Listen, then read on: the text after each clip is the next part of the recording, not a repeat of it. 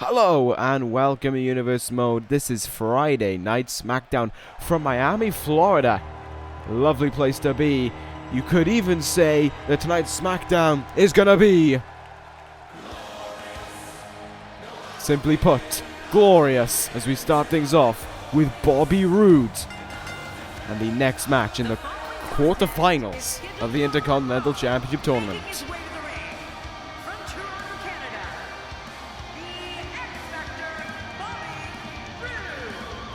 Bobby Roode making his way towards the ring. He got through the round of 16 relatively easily with his win over James Storm. And now here tonight, Roode has to go one-on-one with Roman Reigns, a man who had a really hard-fought contest 2 weeks ago against Pentagon Jr. Nevertheless, for this episode of SmackDown, I'm your host, the living legend, Lars Crisco.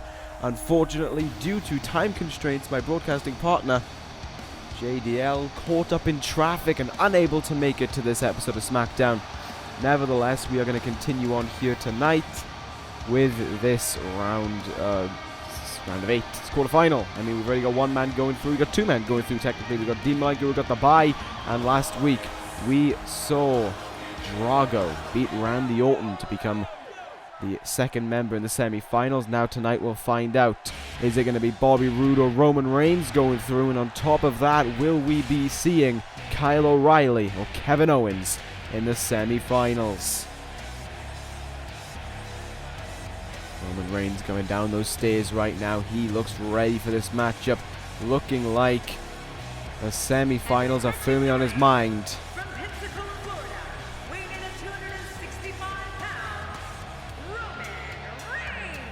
Not only the semi-finals on his mind, perhaps, but rather the Intercontinental Championship as a whole.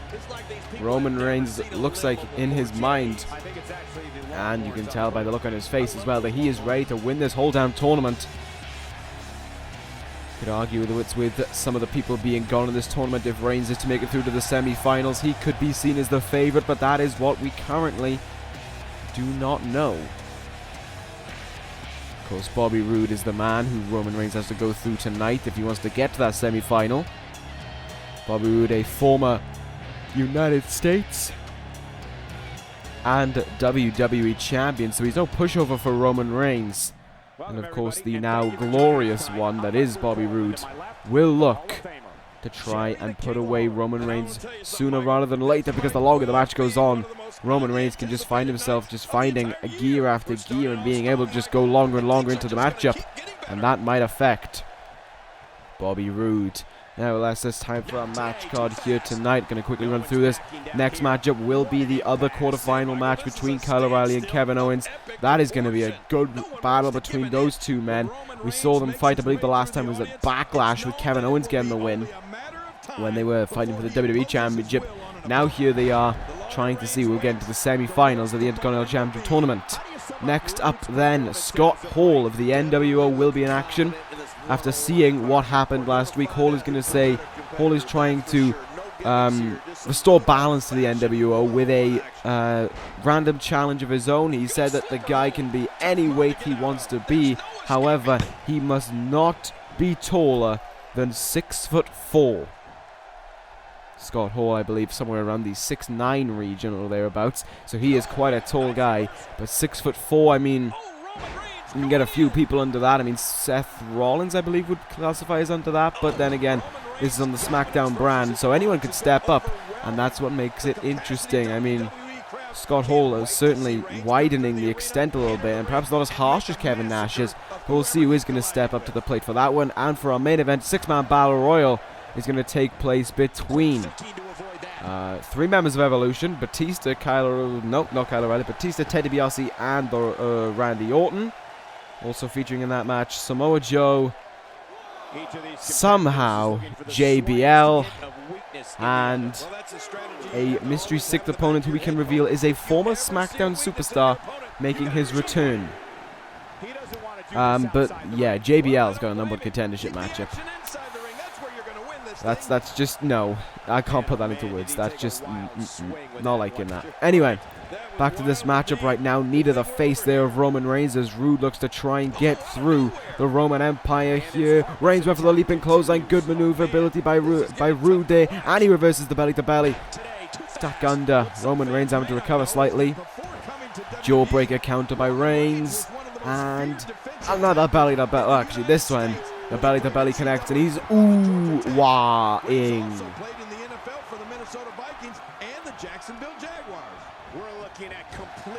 Counter there by Roode.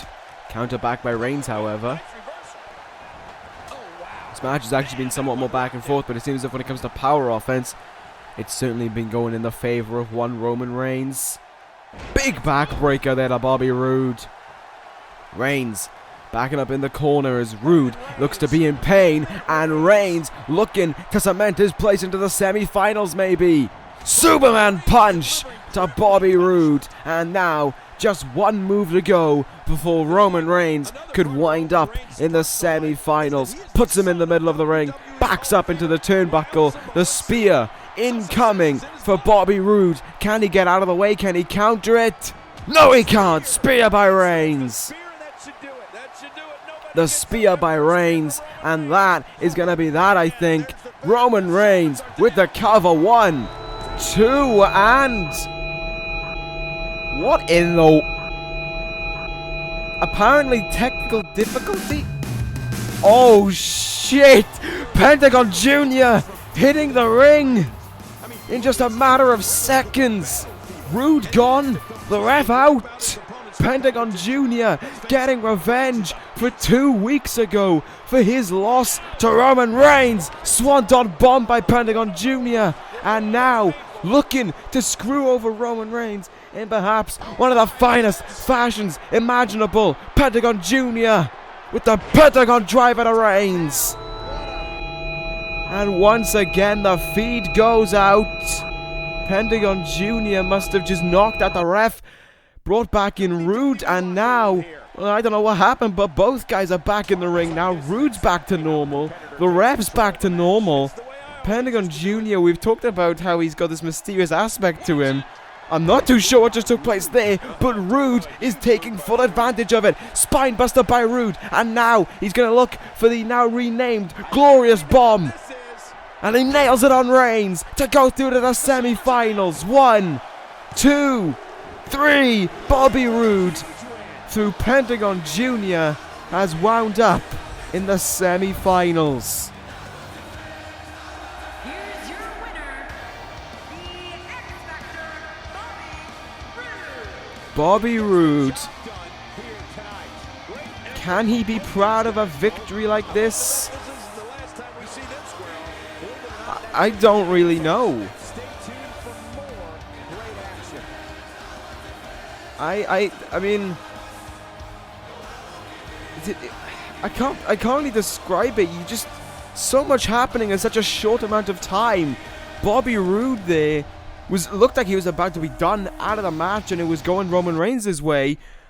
But then all of a sudden, Pentagon Jr., who can now just cause a technical difficulty. I don't know if he can just... I don't know, this is weird. Smackdown's got weird officially, and we're only in the first match of the night. From Vancouver, British Columbia, Well, perhaps we can move away from the weirdness that just occurred, the weird factor to it all. Pentagon Jr. and Roman Reigns, it seems as if there is unfinished business looming between them two. But anyway, we're going to move on right now to what is probably going to be match of the night. Kyle O'Reilly against Kevin Owens. These two men know what it's like to be near the top of the tree. Kevin Owens has been on the top of the tree 4 times. In fact, a record that no one else has been able to beat. Kyle O'Reilly has come so close now to holding a singles championship. Is this the event where Kyle O'Reilly goes on to become Intercontinental Champion?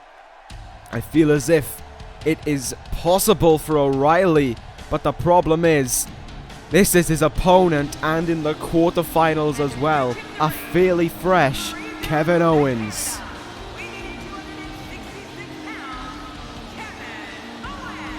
Kevin Owens heads towards the ring, his round of 16 victory over, I want to say, Shelton Benjamin. Kyle O'Reilly defeating... I forgot this before. Samoa Joe. That was it in their hard-fought contest. So this is going to go either way. This really can go either way. Owens, a 4-time WWE champion, as I said before, and of course the second longest reigning Intercontinental champion in this universe. The problem is, however, Owens, since losing that WWE championship, has taken somewhat of a downturn.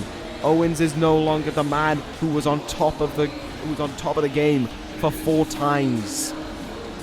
Kevin Owens has somewhat taken a dip, maybe in confidence, maybe in his ability, maybe his ego taking over, perhaps. I'm not too sure what's happened with Kevin Owens.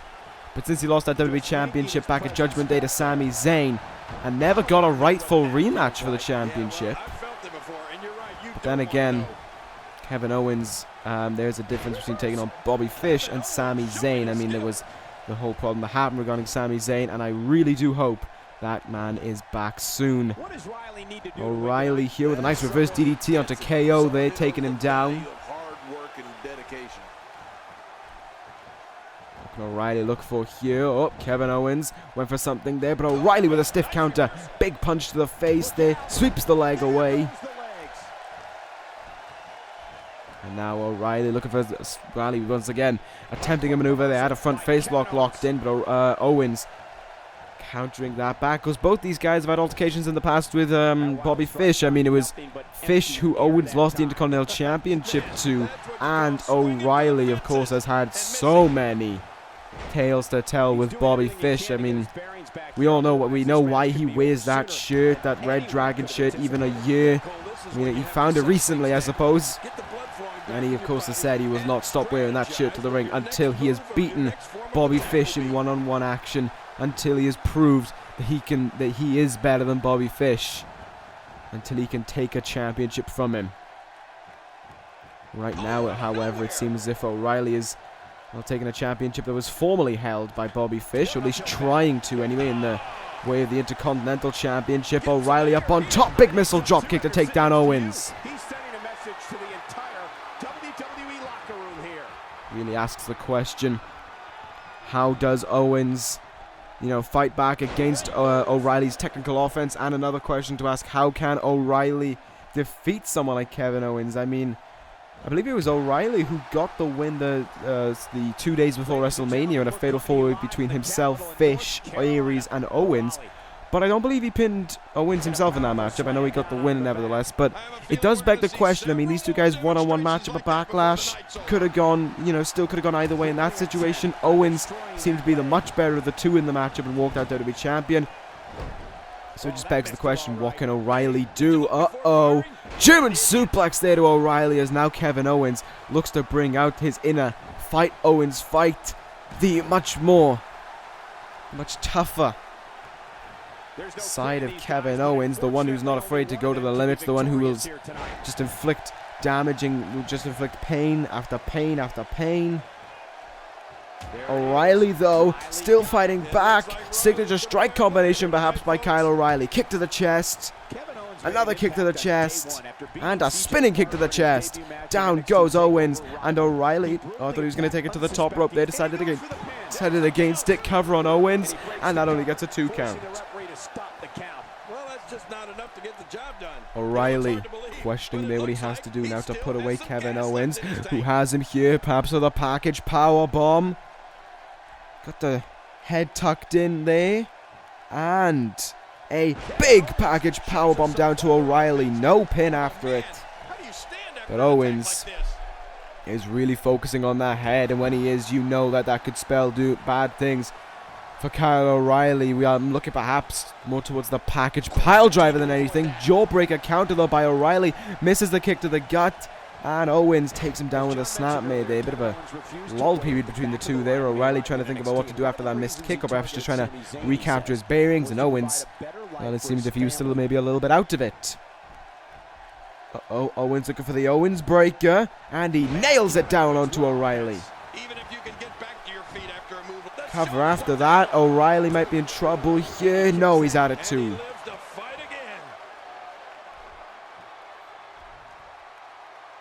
Both men getting up to their feet here. They are feeling the effects of this matchup. We said that O'Reilly and Samoa Joe, for how short of a match it was, they still went to battle and they still inflicted significant pain onto one another, and we could be looking at again here. O'Reilly has really been testing Kevin Owens, and that is what I like to see from Kyle O'Reilly. He's always, you know, you could argue he's been in the shadow of Bobby Fish, but he is not letting that get to him here in this tournament. O'Reilly looking to go all out every single match to try and win that Intercontinental Championship. O'Reilly up on the top rope here. Owens right next to him. This might backfire, and no, it doesn't. He does get the drop kick, but it looks as if he went face first into the ropes there, so doesn't seem to have hurt him in any way. O'Reilly with a nice kick to the leg there, but Owens responding back immediately, sending him into the corner, turning him round. Big kick to the gut there. O'Reilly down in the bottom buckle. Oh, the cannonball by Kevin Owens. Owens responds back with the cannonball, his signature maneuver, with a chance at going to the semi-finals. Can he pin Kyle O'Reilly in the middle of the ring? There's one, not even a two. Unable to get the job done there, and O'Reilly taking time to get back up to his feet. Owens, kick to the gut, he's going to send him to the ropes. Pop-up power bomb by Owens. Cover after it. Can he go to the semi-finals? There's two.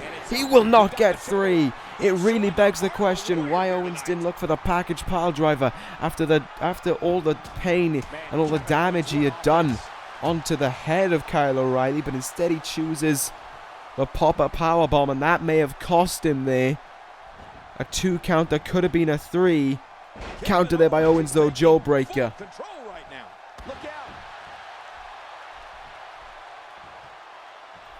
Owens countered by O'Reilly, and O'Reilly has Owens up in the air now, chasing the dragon.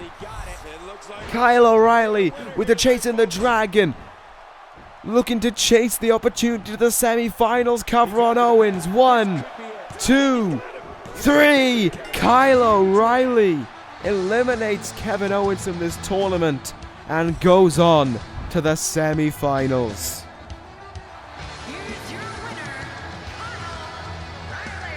Wow, fair play to both men there for that hard-hitting matchup, but it is Kyle O'Reilly who will go through to the semi-finals, and there you have it. Your 4 semi-finalists are confirmed. Those 2 matches will take place next week at Smackdown before the finals will take place at Bad Blood. To recap, your 4 semi-finalists: Bobby Roode, Kyle O'Reilly, Drago, and Dean Malenko. And now it is time for silence.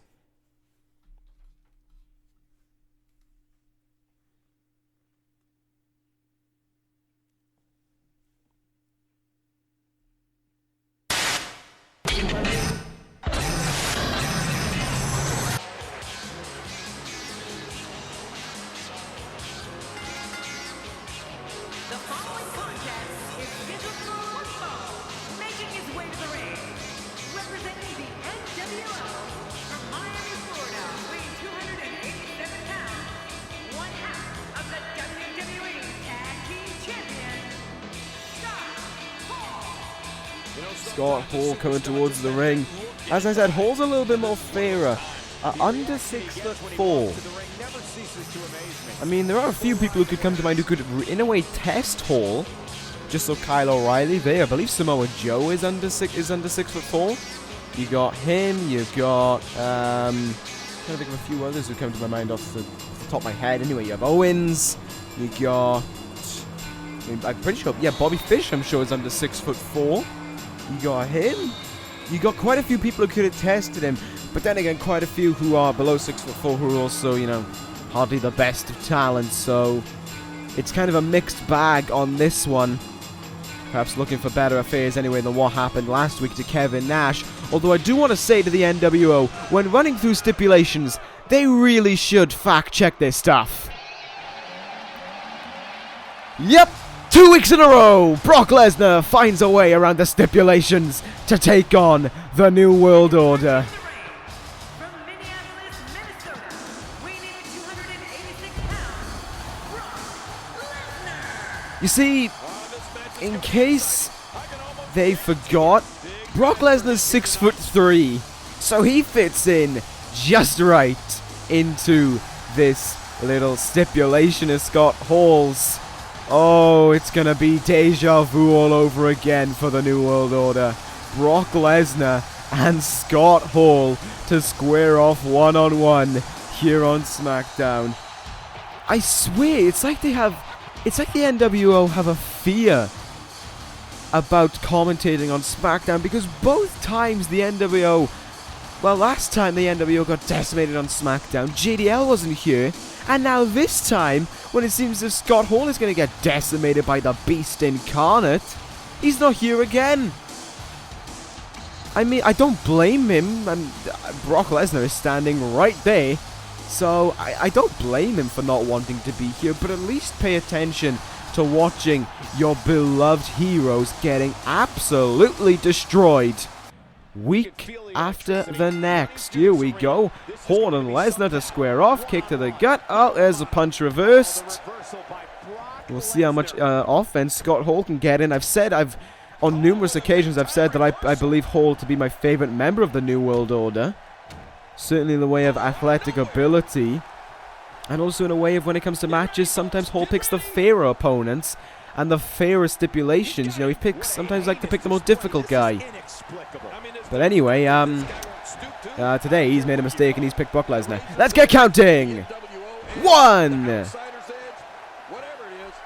Alright, there you go. Brock Lesnar with his first German suplex onto Scott Hall. And now another suplex, maybe. A second suplex.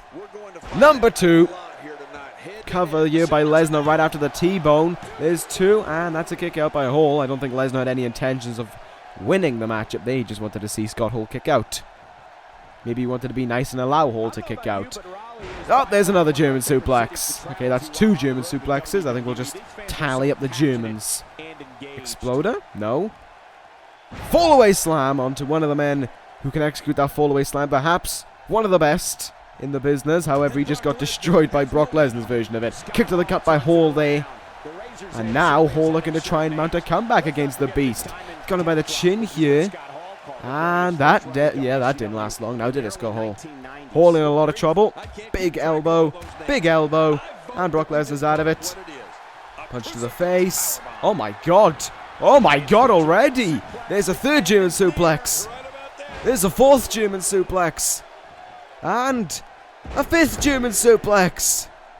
Brock Lesnar already destroying Scott Hall and looking to put an end to it within minutes. F5 to Hall. Oh my god, Hall may have lost this match quicker than Nash did. 1, 2, 3. Brock Lesnar wins. Again, Brock Lesnar with a destructive performance to the NWO. Destroying them 2 weeks in a row now. I mean, you could easily say Brock Lesnar could end the NWO single-handedly, and he could. But the main problem is that to get the NWO off SmackDown, you have to take the tag team titles away from them. And well, Brock Lesnar can't do that. As annoying as it is to say, Brock Lesnar cannot take those tag team titles away from them. And of course, there is always the other member of the NWO lingering around, that man being Michael Bennett, who will never appear on an episode of SmackDown. Of course, he's ECW champion in a way he has no reason to, but yeah, that's the problem there. Nash and Hall can be beaten up week in, week out by Brock Lesnar, but it won't make a difference. The NWO will still be WWE Tag Team Champions. Nevertheless, it's time for our main event, 6-man Battle Royal, the winner to take on Bobby Fish in just 9 days' time at Vengeance. Oh my god, I never thought I'd be saying the day that JBL could become #1 contender for WWE Champion. JBL. Stop winning on Velocity. Like, genuinely. This guy won on Velocity. He beat my brother 2 weeks ago. And this past Sunday, he beat the #1 contender for the television championship in Kazuchika Okada. If JBL wins tonight, I'm going to eat my hair.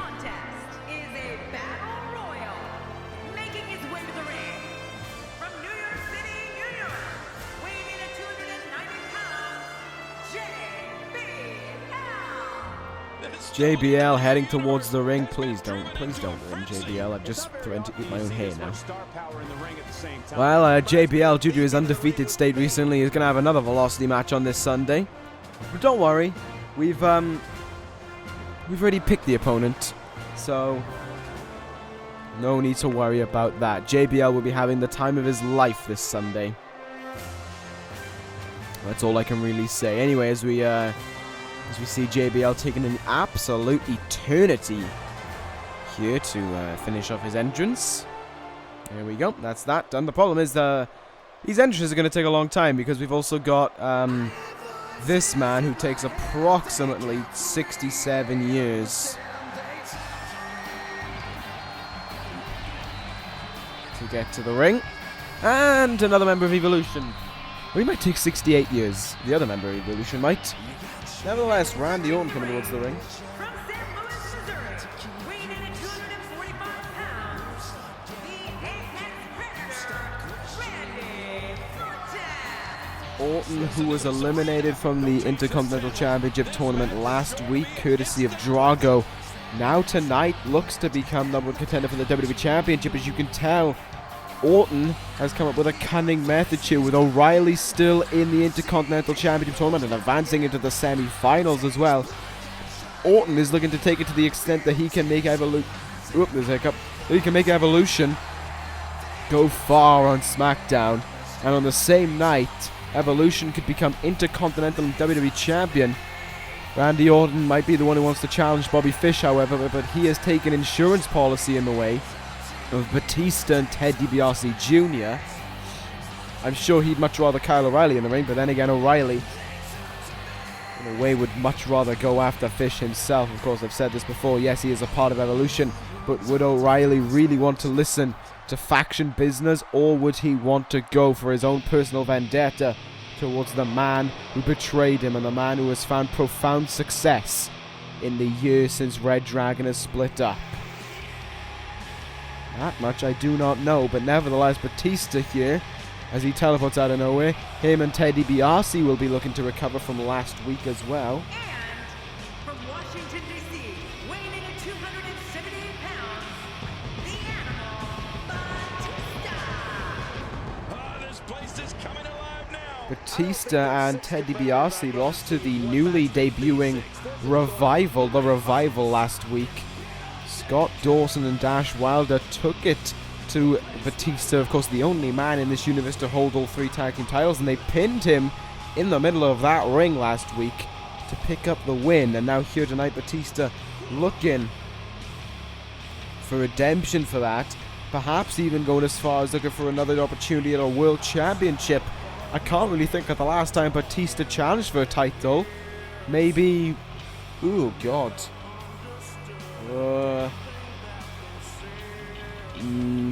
I can't even come up with a figure in my mind. God, it'd have to be all the way back in like 2014 for some reason. That's the only one that's coming to my mind. I don't remember him challenging for a world title last year, and I certainly don't think he's challenged for one this year. Nevertheless, Batista and Orton already out. JBL standing by the side. Of course, the chance of him becoming number one contender for the WWE Championship still lingering. Nevertheless, anyway, as Orton and Batista watch on as their new protege comes towards the ring. Pyro flying out of everywhere. Yes, Ted DiBiase Jr., who, as I discussed last week, he has something to learn when it comes to tag team wrestling. And he was a part of the $1 Million Corporation back in 2014 when absolutely none of you were subscribed. But still, he wasn't really a success in the tag team division. He was the two-time ECW television champion, only did a pretty damn good job of that. Tag team action, however, not so much. And as you can see, the time he spent away from his father, and, well, Batista and Christian actually, he was with Batista in the $1 Million Corporation. I forgot about that. Nevertheless, the time he spent away from them, he may have lost some of his skills, and Evolution can certainly look to get him back on the right track, but of course it's not going to be an immediate process. It is going to take time. Here comes Samoa Joe anyway, who knows what it's like to be WWE Champion. He's accomplished this once before, as he has a World Heavyweight Championship reign. Nevertheless, Samoa Joe representing the even after getting eliminated 2 weeks ago, looks to try and climb to the top of the mountain. 282 pounds, Samoa Joe. Can Samoa Joe win this matchup? I mean, you look at him here and you look at Joe and you see what he was able to do 2 weeks ago against O'Reilly, and you know for a fact that this man is dangerous. He is certainly a dangerous, dangerous competitor to take on.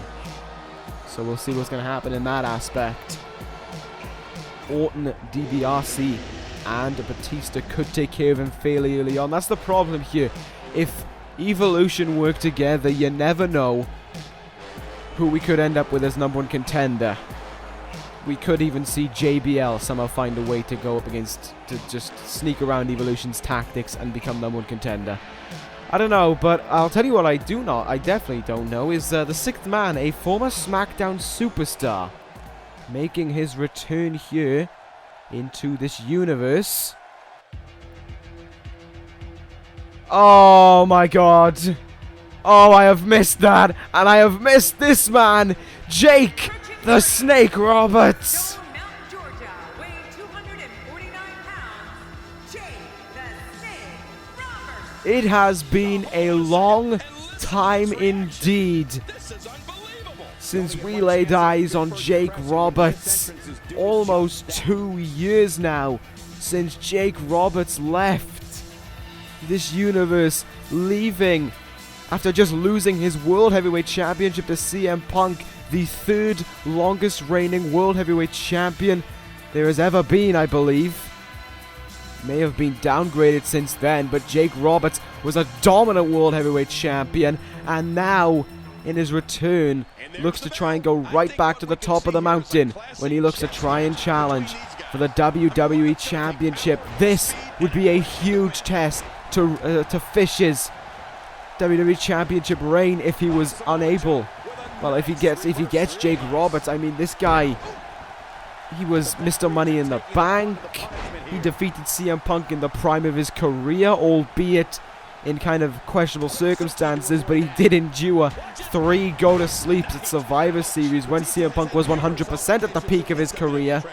Jake Roberts knows what it's like to hang with some of the toughest that SmackDown has to offer. Times have changed, though, an awful lot for Jake Roberts. He wouldn't have even known who Bobby Fish was back before he left, but here he is, looking to try and vie for that WWE Championship. Can Jake prove that age doesn't make a difference, that ring rust is non-existent by winning this matchup and perhaps winning next Sunday? I don't know, but the thing is, I don't want to discount a lot of people in the ring. You got Orton and Batista. You got Orton, Batista, and Samoa Joe, former world champions. JBL, absolutely nobody, and Ted DiBiase, two-time television champion as he looks to perform a shock and upset. Jake Roberts, though, hanging on in this one just by the skin of his teeth there. Anyway, Ted DiBiase he's managed that. He has pulled off 2 television championship reigns. I believe one of them made him the longest reigning television champion, which is definitely not a record that stands today. It might be down to 4th or something or thereabouts, I imagine.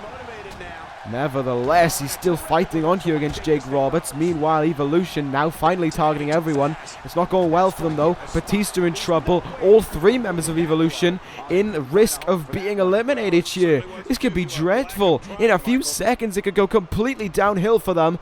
DiBiase and Orton hang on, and Batista manages the same. Okay, crisis averted there for Evolution temporarily. Ted DiBiase in trouble again, though. Jake Roberts has not let go of DiBiase since he... Oh, he's gone. Never mind. He had not let go of DiBiase since the bell rung, and now DiBiase's eliminated. Great DDT reversal by Orton. Belly to belly.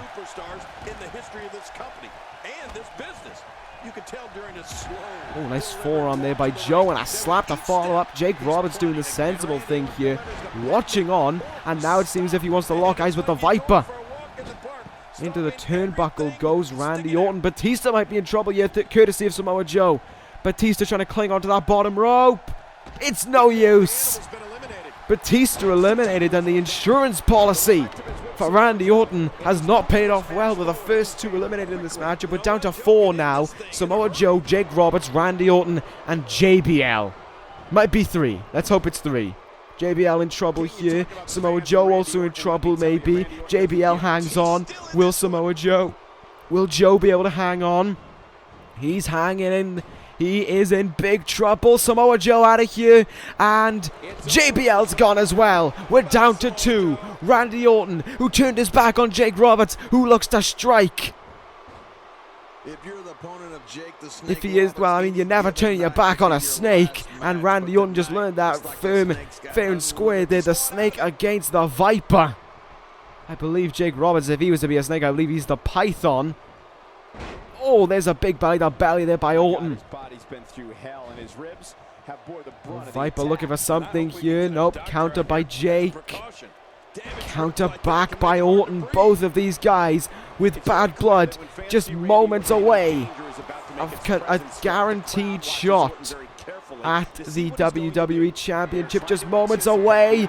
Signature short arm clothesline by Jake there. He's so close, maybe. Orton with a counter. Orton gonna look to try and spoil the return party of one Jake the Snake Roberts. Orton looking for the elimination here.